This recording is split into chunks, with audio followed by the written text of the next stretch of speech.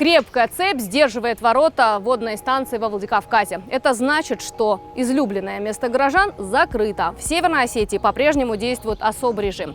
Однако небольшой проем в заборе стал уверенным пропуском на водную станцию в этот жаркий день.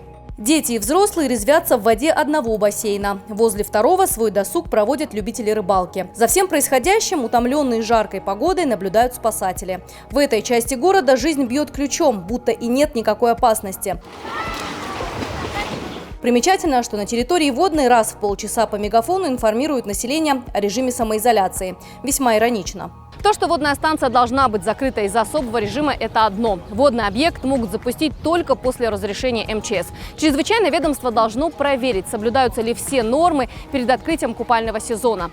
Например, нет ли в воде какой-нибудь палочки. Этого сделано не было, опять-таки, из-за особого режима. И по-хорошему за такое самовольничество администрацию водной должны оштрафовать. На многочисленные уговоры полицейских покинуть территорию водной горожане, видимо, никак не реагируют. Это заметно по тому количеству людей, которые ежедневно здесь отдыхают.